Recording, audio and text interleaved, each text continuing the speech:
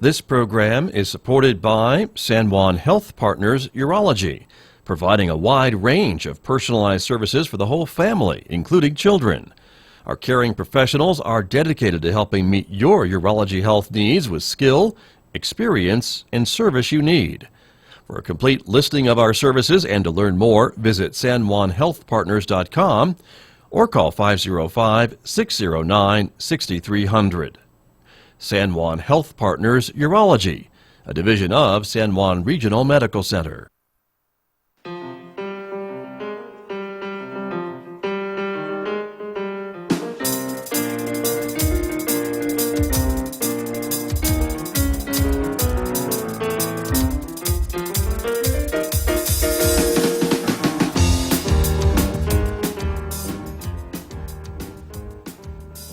Eleven minutes past 8 o'clock. It's Monday morning, November 5th. Good morning, everyone. I'm Scott Michlin, and thank you for tuning in to KSJE 90.9 FM and 90.9 HD, the information and cultural beacon of the Four Corners.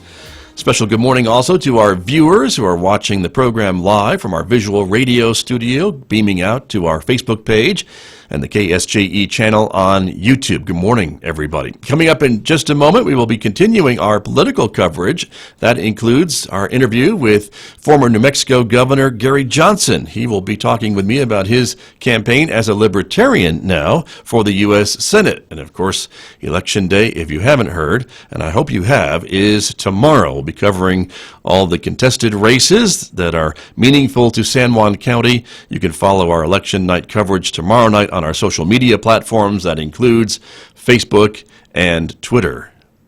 Also coming up this hour at 8:30 this morning, Dr. Ariel Lease will be my guest. We are talking again about mental health this morning, and Dr. Lease has proposed and presented some radio features to local radio stations in the community about mental health issues and mental health services that are available. We'll be talking with her about those radio programs and also about adding them to our lineup here at KSJE. That's coming up this morning at 8:30, my conversation with Dr. Ariel Lease. Next up, of course, to round out the 8 o'clock hour, our weekly talk about technology Monday Reboot segment today with my guest Lewis Campbell from Synergy Computer Systems here in Farmington. So that's coming up to round out the hour later on today right here on KSJE. And a quick note about Roving with the Arts. Mick Hess will be along at 9 a.m., about 1 hour from now, of course, and he is playing music from this duo, the Blue Violet Duo. Some great music for violin and piano coming your way this morning right here on KSJE at 9 o'clock on Roving with the Arts.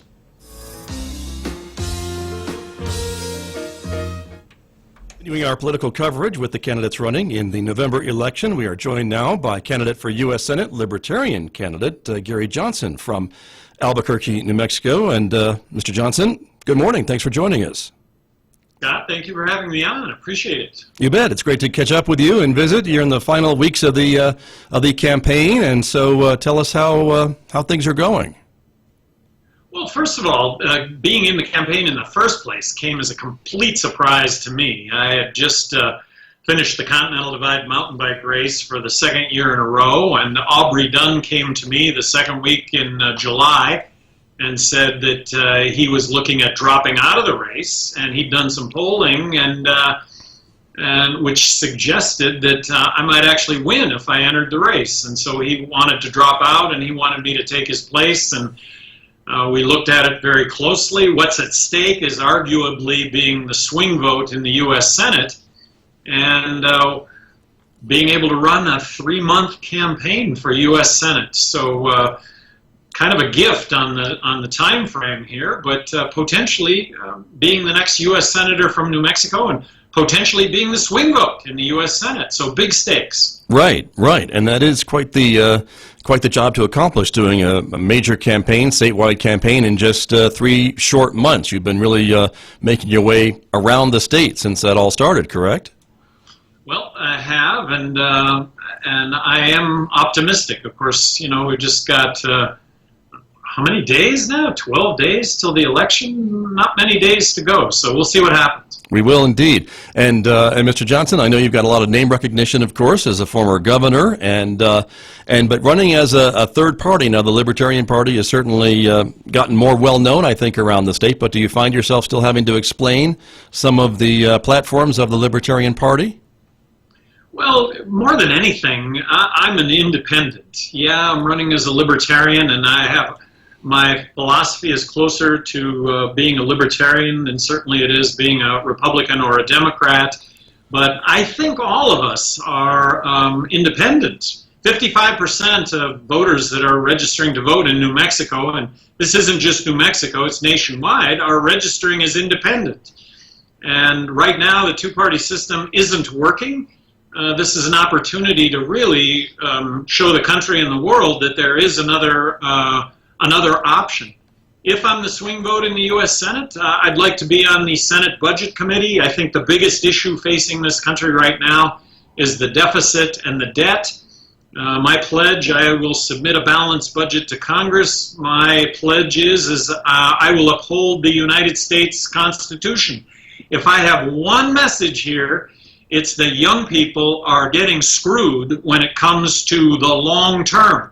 Short term, we're borrowing $1 trillion this year to add to our $21 trillion debt. This is unbelievably unfair to young people in this country. And it sounds like you feel that there's a big bubble that's about to burst or will be bursting, and it'll be the young people's job to clean up the mess. Is that kind of where we're going? That's exactly where it's going. If running up debt and deficit were the key to success, Zimbabwe would be the center of the world, followed by Venezuela.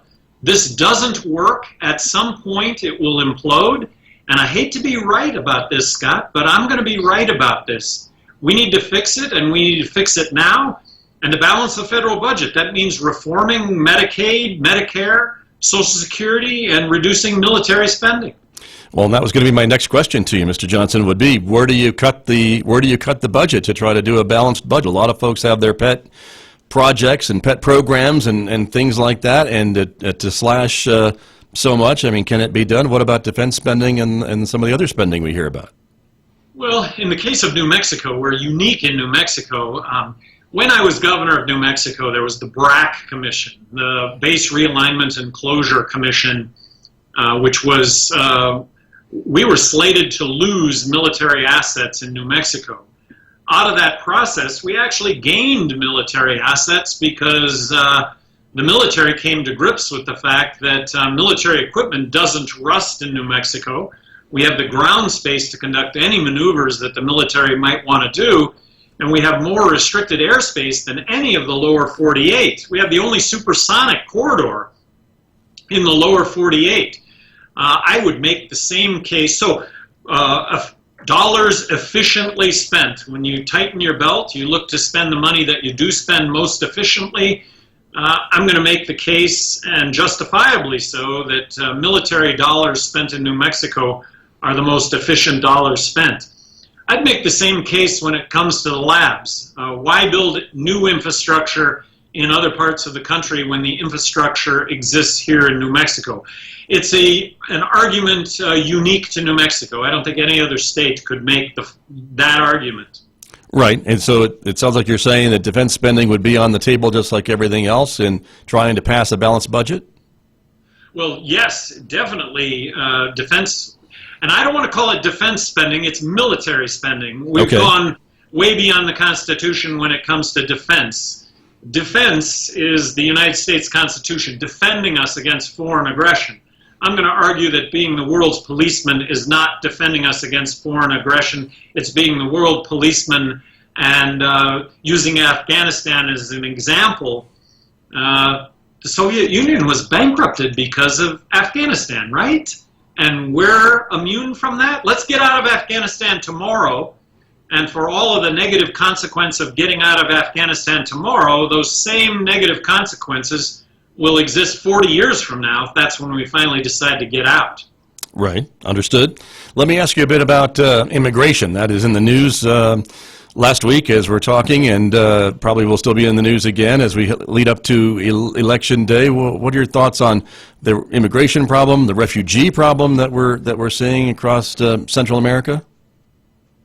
Well, first of all, we should embrace immigration. We're a country of immigrants. Immigrants come here, they work hard, they become taxpayers, they're law-abiding citizens, overwhelmingly. So let's make it as easy as possible for somebody that wants to come into this country and work to be able to get a work visa. And a work visa should entail a background check and a Social Security card that applicable taxes get paid. Let's not build a wall across the border. If we build a wall across the border, at some point in this country's future, we'll be taking down that wall for what it represents. Now, that's not the same as border security. Look, border security exists. I'm not suggesting it should be any different than what it is today. We don't want truckloads of drugs coming across the border. We don't want truckloads of convicts coming across the border. That's not happening, and it's not happening because of border security. That would be maintained, but don't build a wall, and Mexican citizens will stand in line if the line is moving to get a work visa, something that currently doesn't exist. You can't get a work visa, hence the illegal immigration issue in the first place.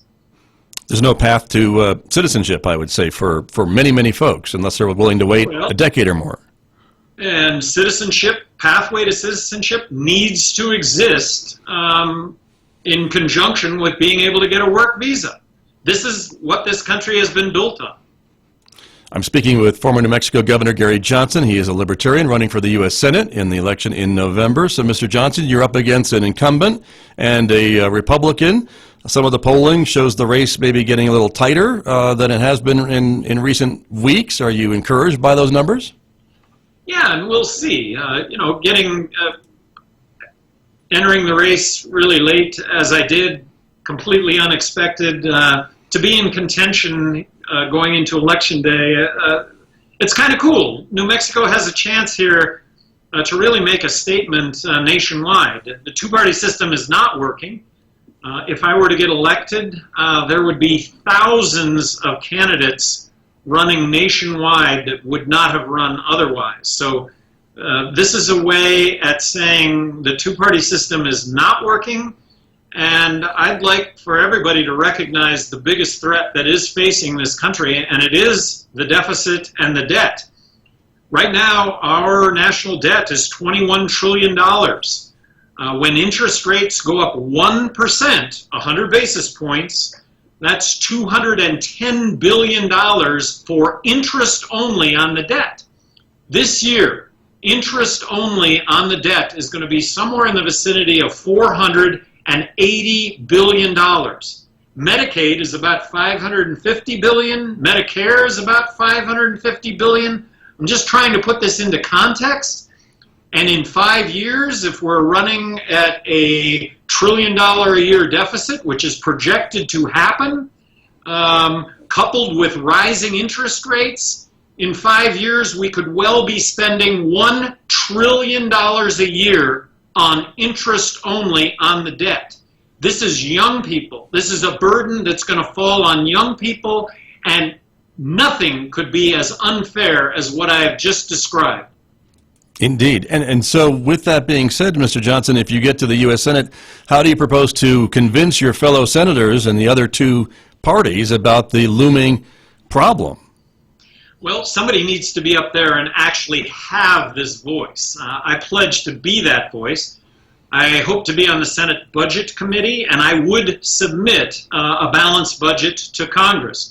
Scott, as governor, I had an open door after four policy where I saw anybody in the state of New Mexico the third Thursday of every month.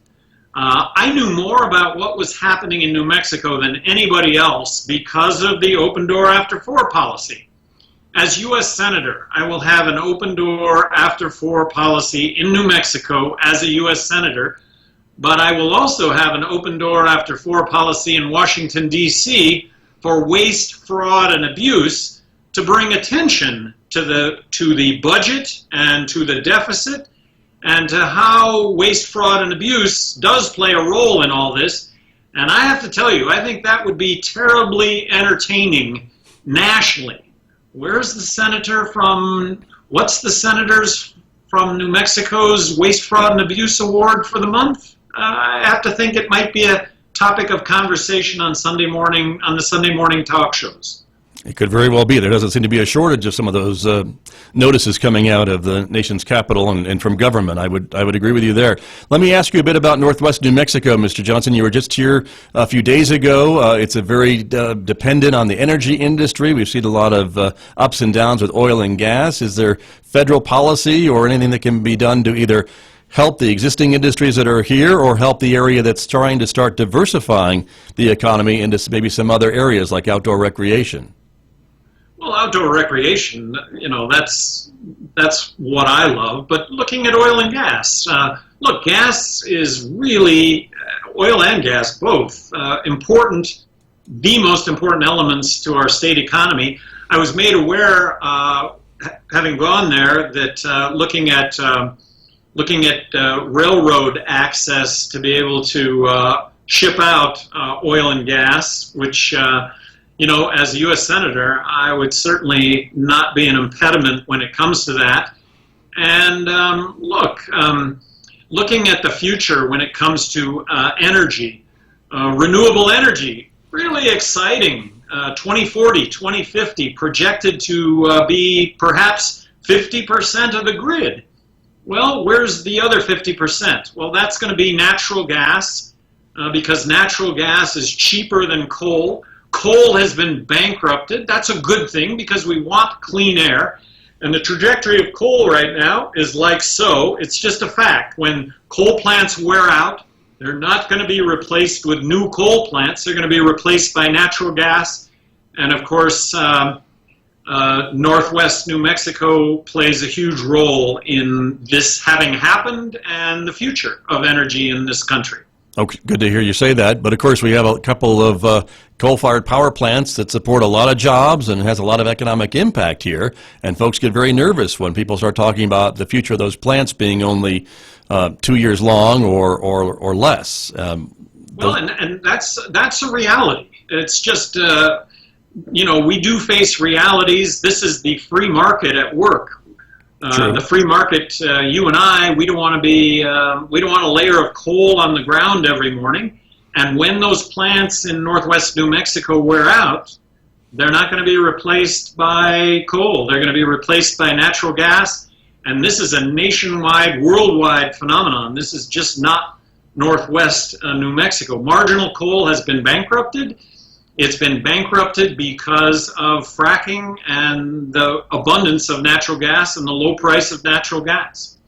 The only way that coal stays alive is to subsidize coal, and it's not going to happen. It's just not going to happen. Understood. Mr. Johnson, we are almost out of time. Before we let you go on to your next appointment, let us know if folks want more information about your campaign. I imagine they can find you on all the social medias and on the internet and find out more details. You got it. Search engine Gary Johnson. It'll all pop up. And having been governor for 8 years, I hope that I am remembered for having been honest to a fault, been accountable for everything that I've done, been respectful in the process, and actually got a lot of stuff done. And, one of those items was four-laning the highway from Albuquerque to Farmington. I thought it was really important for the state economy, and I think it's worked out that way. But that's just one example of politics last on the agenda and issues first. In my administration, I think we accomplished a lot. Thank you for bringing that up. I think a lot of folks do remember that project on the highway, and a lot of folks thought it couldn't be done. It was too expensive, but you and your cabinet figured out a way to do it. We did, and you know that that project was the first of what has become hundreds of federal projects modeled after us doing it as the first. We were the first to do it. Design, build, guarantee, finance that highway project using future federal highway funds. We did it first, and there have been hundreds and hundreds of other highway projects using the template that we established to do that. Very good. Thank you for the reminder once again, Gary Johnson, and thank you for your time talking with me today. Appreciate it very much.